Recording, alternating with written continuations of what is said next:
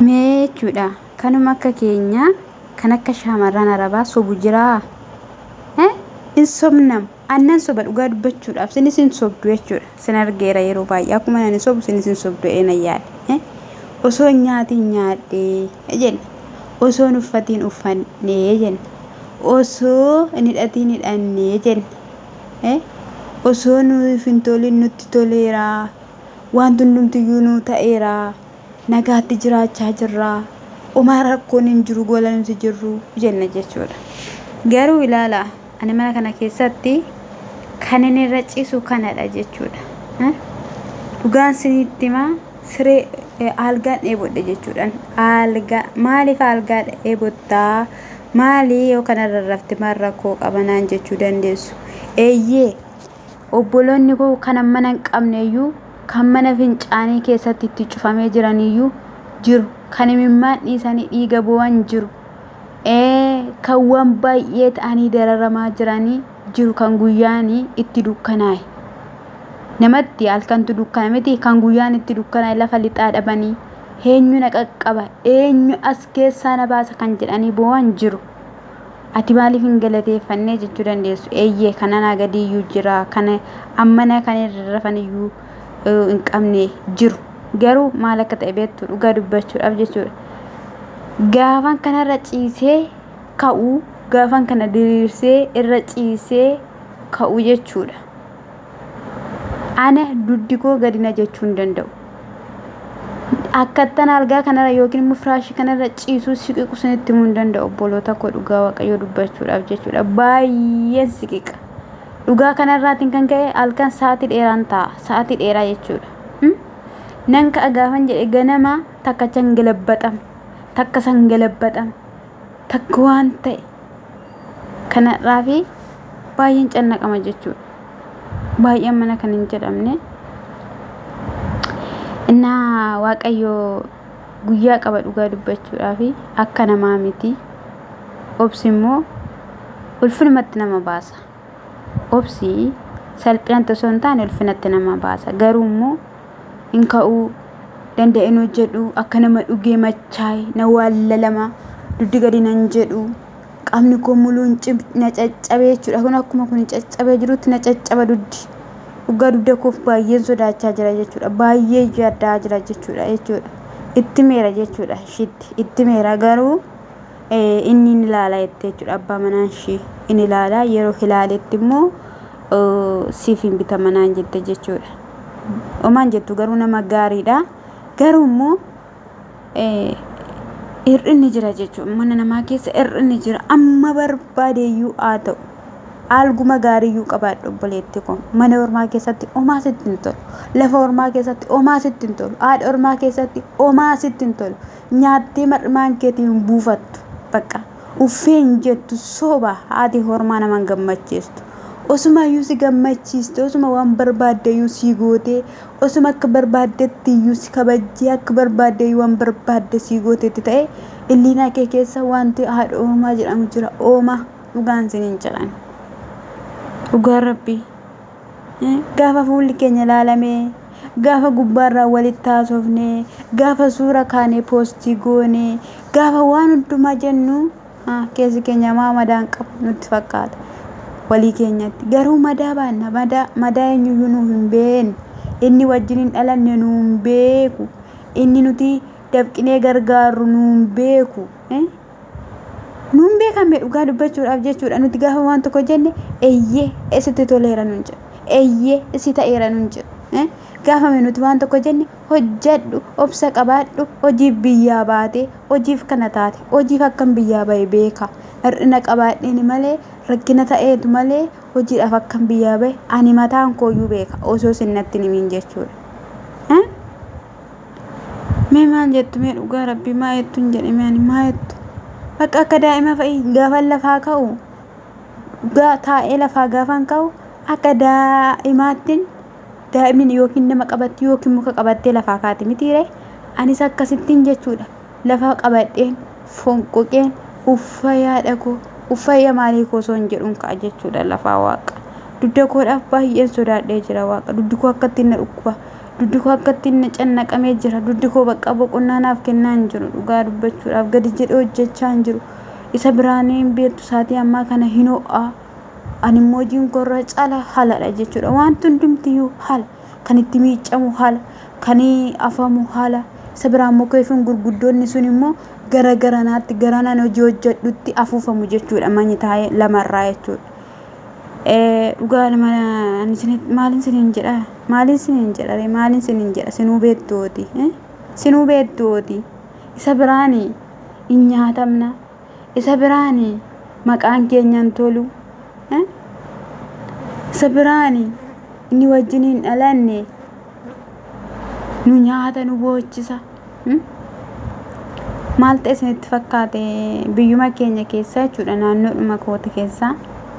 Shamarreen tokko haati ishii baay'ee hiyyeettidha beektu. Baay'ee dhugaa dubbachuudhaaf. Sana booddee okaa gurguranii jiraatu turanii yeroo ganna okaa yeroo buna immoo hin beektu egaa jireenya baadiyyaa hin beektu.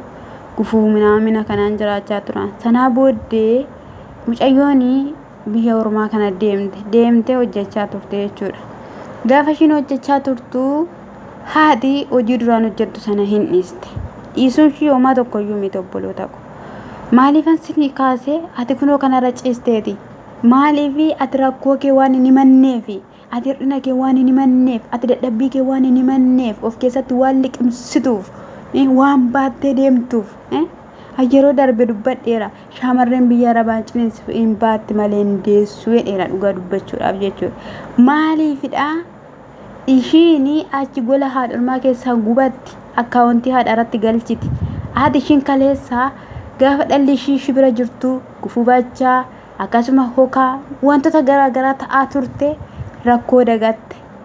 Jireenya dhala ishiitii dagatte. Maal taate dhalli koo gaafa dhuftu dagatte. Bakka omtuuma ishiitti fakkaachuu dide. Innaa maal gooti zayitii jechuudha torbaaniin abbaa leetira sadi bitti. Abbaa leetira sadi bitti. Nuti maalumaa irra caalayyuu armeen natti jechuudha haala jiru isaa jechuudha. Kaza armee koo jechuudha.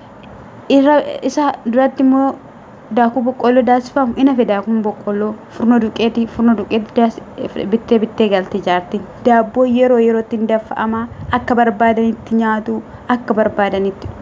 Sanaa booddee hin dhufte shamarreen biyya arabaa sun. Hin dhuftee gaafa dhufteettu immaa birrii koo baaseen mana bitadhaa. Kanaafiyyuu naaf kenni birrii koo kottu akkaawuntii deemnee baafna gaafa ishiin jettee haadha fudhattee dhaqxu waggaa meeqa hojjette? Waggaa 5 hojjette. Waggaa 5 hojjettee galtee gaafa haadha ishii fuutee biyya iddoo wanni sana baadiyyaarra gara magaalaa deemteettu baay'is baadiyyaa miti garuu itti dhiyaata magaalaatti jechuudha. Magaalichi magaalaa Amboodha. Kaza gaafa dhaqanii akkaawuntii haadha ishiirra 15,000tu jira. 15,000 waggaa 5 hojjette 15,000 jechuudha. Mucaan sun sanaa booddee akka nama maraatee godhattee sanaa booddee akka nama maraatee gaafa godhattee namna jettu egaa namni hundi gara waaldaatti geessee namni waan baay'ee gorseenii baqa waan baay'ee taasisanii sanaa booddee ishiin gara namummaatti deebitee sinitti haa mul'attu waggaa 5 hojjettee galtee manni hin jiru qarshiin hin jiru wanti tokkittiin hin jiru nagaan hin jiru ishiin sammuun ishii tuqameera. Sanaa booda shunkurtii fi timaatimii maal hojjechuu jalqabde dinnicha gabaa keessa teessee characharuu eegalte jechuudha mucayyoon sun. Characharuu gaafa eegaltu aannan galee gidduudhaan jechuun nan galee biyya arabaati. Biyya arabaati gaafa galeedhu kinoo mucayyoon ishiin kun akkanatti akkana taatemee biyya arabaa hojjetteetu waggaa 5 haati ishii torbaaniin zayitii leetira abbaa leetira 3 daabboo furnoo duqeetii akka barbaaddetti uffattee akka barbaaddetti nyaattee jalaa xumurtee mucayyoon kun akkana taate raatoftee naan jettee natti agarsiiste jechuudha. Gaafa ishiin natti agarsiiste jettu dhugaa dubbachuuf baay'een gaddaan jechuudha. Maaliif yoo jettaniitu ta'e biyya arabaa jechuudha dhugaan maal akka inni ta'e sirriitti nan beeka jechuudha. Ani mana ibiddaa mana boba'aa keessa waggaa 4 mana ibiddi lab jedhee boba'u keessan ture jechuudha. Garuu bakkee ciisichaa manyitaa beetii ajaa'ibaan qaban ture kan sin ajaa'ibu jechuudha. Ishiin simmeetti akka nama maraate akka nama qalbiin darbee yoo godhatteeyyuu garuu kutaan koo kutaa gaarii, algaan koo algaa gaarii bakka yeroon qabu sa'aatii tokko illee yoo ta'e si jamar sin ciisutu dubartittiin ni yitalkanii guyyaa namicha faan alkan wallolu guyyaa wallolu sa'aatumaan qaban akkatti wal borcooqu waan ta'e isaan hin beekuna. Ani amma taate gaa'ee balballi sin qullufamu yeroo wallolanii dhuftee fa'ii kutaa koo fa'ii seentee kutaa isaaniitti aanee jira beektu kutaan ishiin garuu dhuftee saaxee seentee waan argite fudhattee baate tufitti namichatte jechuudha. Akkasittidha jechuudha. Waan kana beekuu fi natti dhagahame baay'ee jechuudha. Waa'ee mucaa sana natti dhagahame. Sana booddees immoo anitti siqee asoofsiisuu nan barbaade naani aatishii ala akkasiitidha. Booda rakkina namatti fidaa. Kanaafiyyuu haasaa ishee neqiin jedhanii na dhoowwan jechuudha. Haasaa mucaa sana jechuudha. Kaza booddee xiqqoo turtee Finfinneetti deebitee hoteela jechuudha qaxaramtee hoteela hojjechaa turte jechuudha yeroo nani dhufu jechuudha. Mee maal jettu mee? Ijoo dhugaan sinin jedhe samee ilmi dhiiraa sin nyaatu osoo hin taane inni maatiin keessan sin nyaatu jechuudha. Ibiddarra kaayee sin guba yeroo baay'ee jechuudha. Osoo haati koo nyaattee balleessite osoo abbaan koo nyaatee balleesse kan jedhamu ni jira miti. Ila ormi nyaachuu wayya ormi nyaachuu gubachaa jiraattam ila xaaxaa jiraattam dhugaan sin jedha gaafa firri keenyaati sibira jira waan ta'eef ila akka nama maraate in gubattamu nama sana argitu in cincofta jechuudha. Kana manna ormati hin beenne nyaatee achiin baduu wayya jechuudha. Nyaatee achiin baduu wayya jechuudha. Irra calamoo of eeggadhaa obboloota koo warri waggaa 6 waggaa 8 calluma jettanii osoo biyyan galiin hojjattan galaa biyya maal takkasiiniif hojjatamaa jiru. Manni siif ijaaramee si xumurameera sin jedhanii mana nama biraa kaasanii suura kaasanii sitti ergu. Akkaawuntii keerra ammanni jira kun akkaawuntii kan biraa baafatanii isaan akkaawuntiirratti seefii godhaniitu birriin kee ammana ta'eera sin jedhu. Gaafa galtee ati maraatta. Gaafa galtee ati eenyummaa kee dhabda. Gaafa galtee ati qarshii kee dhabda. Gaafa galtee ati nagaa kee dhabda. Gaafa galtee ati namummaa kee dhabda. Shamarree biyya Arabaa obboleettii koo yaashii fuulli si geeddarame yaashii fuulli shiffitaa fuulli xabaasaa si ta'e jireenyi kee dhukkubsataa jiruun kee dhukkubsataa ta'e yaashii akka kanaarra ciifte yaashii beelofte yaashii dheebotte yaashii daarte. Warri daaramee jiru anaa nyaatu warri daaran jiru mee warri beelaamee jiru warri mee jalabiyaa tokko dhabamee jiru waan baay'ee mee jira gola haadha ormaa akkatti dubbannee akka taasofne furmaatan argannu jennee cal jenne malee waan baay'ee qabna madaa baay'ee qabna bara barri darbe garuu inaasofne dhugaan sinin jedha isa kanadha dudda koo keessaa akkuma sinin jedhana bal'aa godha akka nama barbaree nyaate jechuudha dhugaa dubbachuudhaa fi waaqayyo garuu waaqarraan afaana jira abdii guddaan qaba akka inni na gargaaru sinin jedha. As dhiisanii achi yoo deeman immoo borummoo waan irra bu'anii hin beekan manni namaa akkuma bifa namaa gargari waan ta'eef sinin jedha.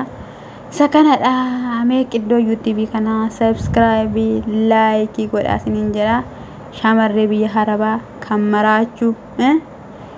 maraachuu kana maaliif maraatti jedhu kuno waa baay'ee baatte waa baay'eedhaan maraattina kana sinin jedha. Ciao.